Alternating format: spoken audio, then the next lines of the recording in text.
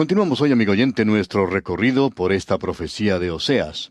Nos encontramos ahora en una sección de este libro que es una parte o una porción muy personal. Es decir, esta sección trata con la vida personal, la vida del hogar de este hombre, a quien se le dijo que hiciera algo muy fuera de lo común.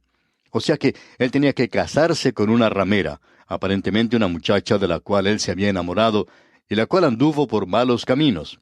Así es que descubrimos aquí que Dios le dice a él que se case con esa muchacha. Y luego veremos que ella será nuevamente infiel, y Dios una vez más insistirá en que este hombre vaya y la vuelva a tomar. De modo que nos encontramos en esta sección ahora que es la base en la cual este profeta sale con un corazón quebrantado y el hogar también en ruina, y con el rostro bañado de lágrimas le dice a la nación, «Tú eres una ramera». Al continuar hoy nuestro estudio, vamos a regresar un poco para ver lo que nos dice el versículo 15 del capítulo 2. Aquí se le dice a la nación de Israel que iba a ser restaurada. Y como dijimos en nuestro programa anterior, y probablemente lo digamos muchas veces más, uno no puede leer esta profecía, es decir, tomar toda la profecía, y luego tomar una posición diferente a la que ya hemos señalado, que Dios aún no ha concluido su trato con la nación de Israel. No interesa cuál sea su teología, amigo oyente. La palabra de Dios es lo importante. Quizá usted sea capaz de espiritualizar esto, pero no creemos que usted lo pueda hacer porque cuando Dios nos habla aquí, Él sí está utilizando mucho de la geografía. Y creemos que cuando Dios dice Israel, Efraín, se está refiriendo a un pueblo en particular. No está hablando aquí en cuanto a usted o en cuanto a mí. Ahora, aquí por cierto que encontramos tremendas lecciones para cada uno de nosotros, no solo como personas individuales, sino también para nuestras propias naciones. Volviendo pues al versículo 15 de este capítulo 2 de Oseas, leemos, «Y le daré sus viñas desde allí, y el valle de Acor por puerta de esperanza». Usted recordará que cuando el pueblo de Israel llegó a esta tierra, en la parte central de esa tierra había tres grandes enemigos que debían ser eliminados. Josué, por tanto, pudo dividir al enemigo y luego pudo concentrarse en una sección de manera individual. La primera sección incluía a Jericó. Jericó representa al mundo. Luego él llevó a cabo un ataque contra Ai. Eso representa la carne. Él pensaba que era algo fácil. Hay muchas personas hoy que opinan que pueden vivir la vida cristiana basándose en su propia fortaleza por medio de la carne. Y eso, a propósito, siempre significa una derrota. Y Josué fue derrotado allí en Ai. Allí él pudo aprender una gran lección. Luego Dios les llevó al valle de Acor, y allí Acán fue descubierto como aquel que había pecado en la destrucción de Jericó. Dios les había dicho que no deberían tocar ninguna de las cosas inmundas que había en ese lugar. Las personas que vivían en esa ciudad estaban siendo consumidas por las enfermedades venéreas. Dios tenía una buena razón para pedirles que no tocaran nada, pero este hombre había desobedecido. Y usted recordará que Josué se postró sobre su rostro y clamó ante Dios. Y él parecía muy piadoso delante de Dios, quejándose por lo que había sucedido. Y el Señor le dice, «Levántate ya, que Israel ha pecado». Es necesario tratar con el pecado antes de poder tener una victoria. Y Dios dice, «Ahora tú debes tratar con ese pecado». Y por cierto que lo hicieron en el valle de Acor, y de allí en adelante la victoria estuvo en las manos de Josué. Amigo oyente, cuando usted resuelve los problemas y los pecados de la carne, eso significará victoria. Es por eso que aquí dice, «Y el valle de Acor por puerta de esperanza». Y Dios dice nuevamente, «Yo castigaré tu pecado». Y luego de juzgar tu pecado, entonces habrá una gloriosa esperanza, maravillosa esperanza para ti en el futuro. Prosiguiendo con esta declaración, en la última parte del versículo 15 leemos, «Y allí cantará como en los tiempos de su juventud, y como en el día de su subida de la tierra de Egipto». Así es que él definitivamente se está refiriendo a ese período. Ahora, en el versículo 16 de este capítulo 2 de Oseas, leemos, «En aquel tiempo, dice Jehová, me llamarás Ishi, y nunca más me llamarás Baali». Aquí encontramos la palabra Baal, pero significa mi Señor. Usted se da cuenta que esa gente iba de un lado para otro llamando a Dios Señor, Señor, y ellos adoraban a Dios, por lo menos eso era lo que pensaban, y a la vez ellos adoraban a Baal. Es imposible hacer ambas cosas, amigo oyente. Dios dice que vendrá el día cuando tú me llamarás Ishi, y esa es una expresión muy íntima por cierto, amigo oyente. Eso habla de un esposo. Tú me llamarás mi esposo. Y eso nos habla de intimidad, eso habla de amor, eso nos habla de aquello que se encuentra en un nivel muy elevado, y aún el nombre de Baal será olvidado. En el versículo 17 leemos, porque quitaré de su boca los nombres de los Baales, y nunca más se mencionarán sus nombres. Es decir, que se apartarán de la idolatría. Y en el versículo 18 continúa, en aquel tiempo haré para ti pacto con las bestias del campo, con las aves del cielo, y con las serpientes de la tierra, y quitaré de la tierra arco y espada y guerra, y te haré dormir segura. Aún los animales en aquella tierra, como lo es en la nuestra hoy, estaban en peligro de desaparecer. Algunas especies ya han desaparecido. Dios dice que los animales tienen su propio derecho a este mundo. Él los creó a ellos y los colocó aquí en este mundo. Y dice aquí que en aquel día Él hará un pacto con ellos, con las bestias. Y entonces será cuando el león y el cordero se acostarán juntos. Si hoy no están juntos, es porque el cordero se encuentra dentro del león. Pero en aquel día ellos se regocijarán juntos. Nosotros no pensamos mucho en cuanto a esto hoy, pero de pronto en muchos países en el presente se ha despertado un gran interés en cuanto a la ecología, es decir, en cuanto a la tierra y los animales que se encuentran en ella. Pero, ¿se ha dado usted cuenta, amigo oyente, que a través de la palabra de Dios, Dios está considerando a los animales también?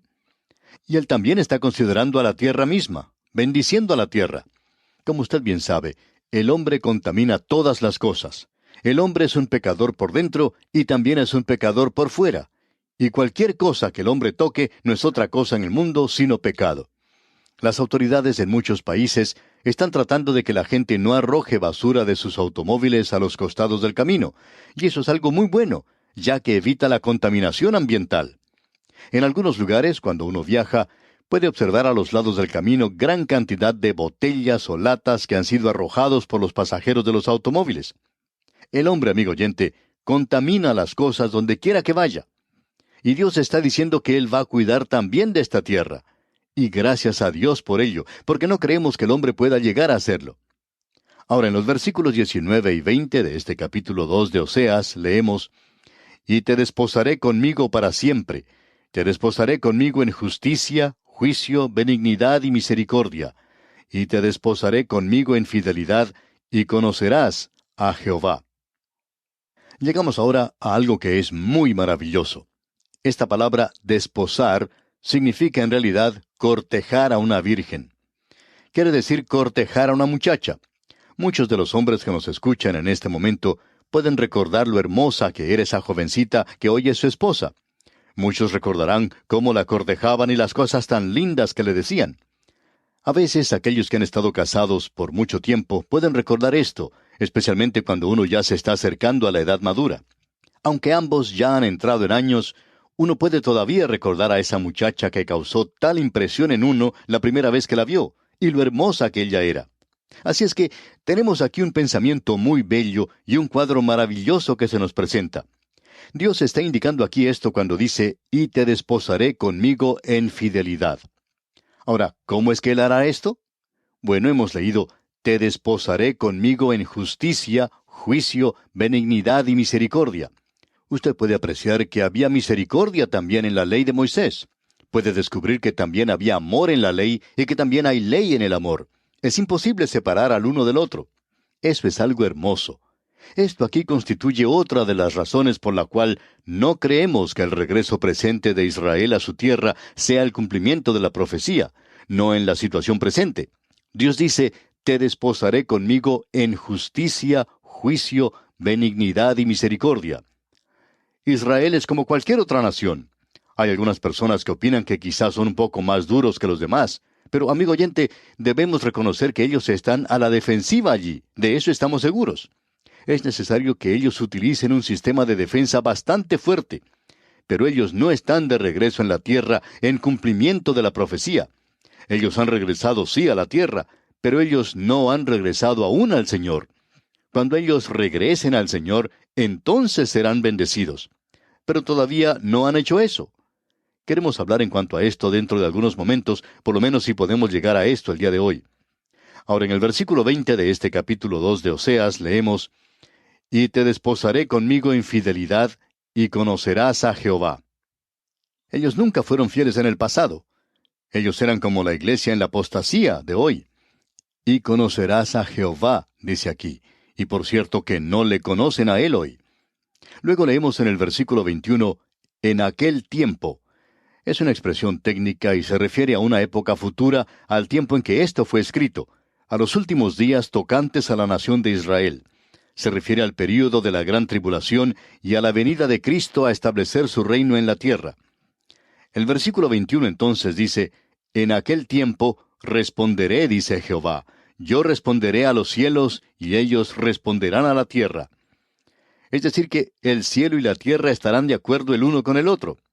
Y en el versículo 22 continuamos leyendo, y la tierra responderá al trigo, al vino y al aceite, y ellos responderán a Jezreel. Ahora, Jezreel quiere decir que Dios los esparcirá, pero en aquel día Dios los juntará. Escuchemos ahora lo que dice la primera parte del versículo 23. Y la sembraré para mí en la tierra, y tendré misericordia de Lo-ruhama. Él no solo los volverá a juntar, sino que ellos no serán más Lo-ruhama, la hija no compadecida de Oseas y Gomer la ramera.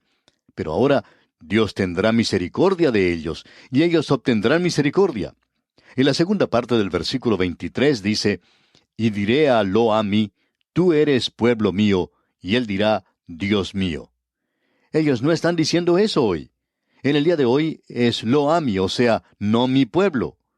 Pero en aquel día será mi pueblo.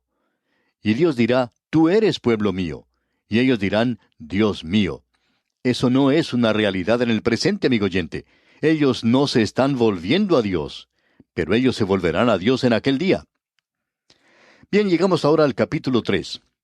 En el capítulo 3, Oseas descubre que su esposa ha resultado infiel, pero a él se le ordena que vaya y vuelva a tomar a Gomer.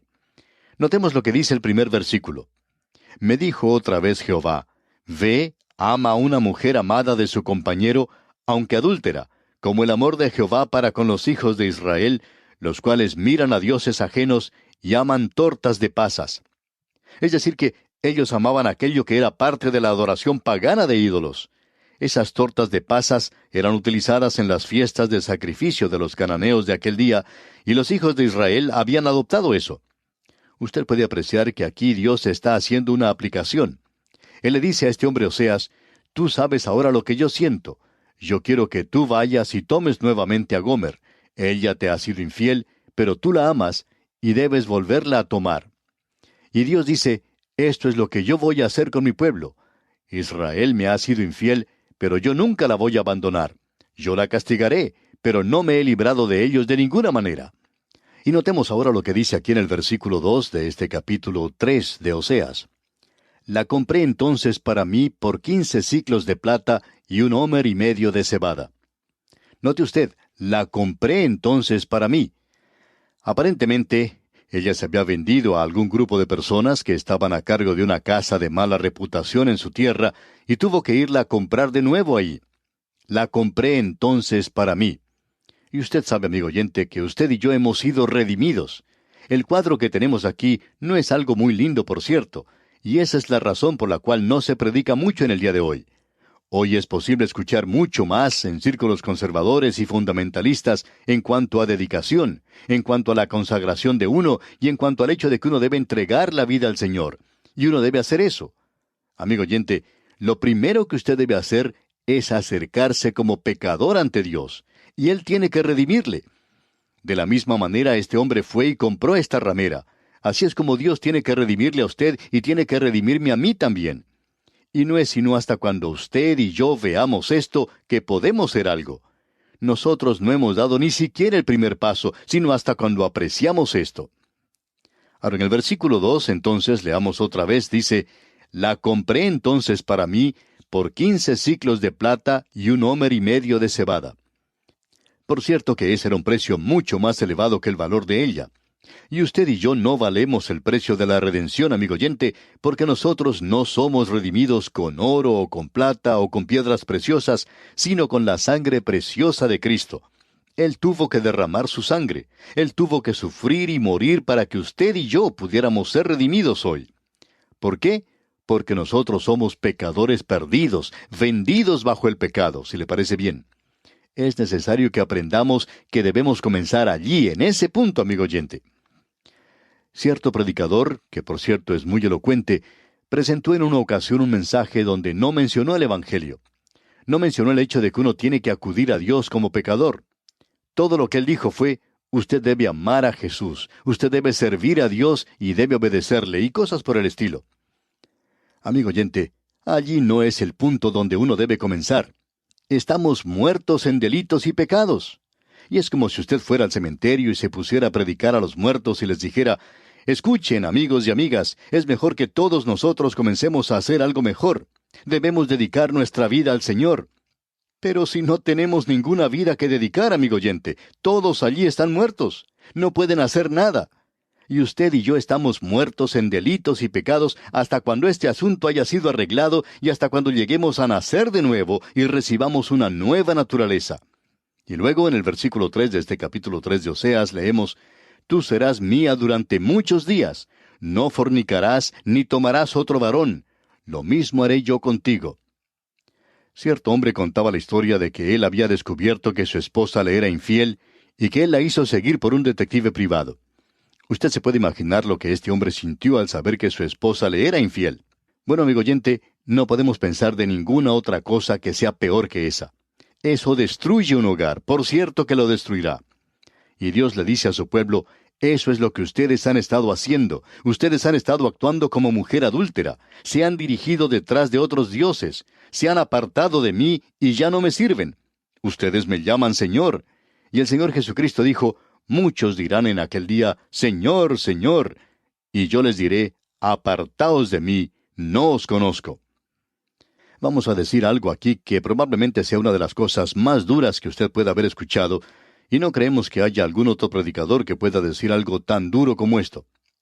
¿Sabía usted que en una iglesia, es decir, en un edificio, en un templo que tiene su campanario y su púlpito, y un hombre que ocupa ese púlpito, pero que niega la palabra de Dios, niega la deidad de Cristo y niega que Él murió por los pecadores, y donde la gente que visita ese lugar apoya algo así? ¿Sabe usted lo que tiene allí? Usted no tiene una iglesia. Lo que tiene es un burdel espiritual. Y eso es todo lo que es. Ahora no somos nosotros los que decimos esto. Es Dios quien lo dice aquí. Este es un lenguaje bastante duro, más duro de lo que uno pudiera imaginar. Y usted puede comprender por qué Oseas no fue elegido como el hombre del año en Israel en esa época en particular. Él no ganó ningún concurso de popularidad en su propia ciudad. Usted puede estar seguro de eso. ¿Por qué? Porque eso es exactamente lo que él está diciéndole a su pueblo. Ustedes se han convertido en una casa de mala fama, en un burdel como nación, y se han dirigido a la idolatría, y se han apartado del Dios vivo y verdadero. Como resultado de esto, tenemos lo que él dice en los versículos 4 y 5. No vamos a poder considerar todo esto, pero veamos lo que podemos decir.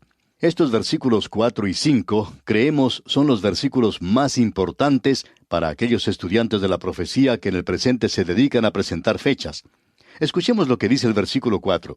Porque muchos días estarán los hijos de Israel sin rey, sin príncipe, sin sacrificio, sin estatua, sin efod y sin terafines. Notemos esto. Estas son las cosas sin las cuales ellos deberán pasar muchos días. Y queremos observar esto porque es algo muy importante.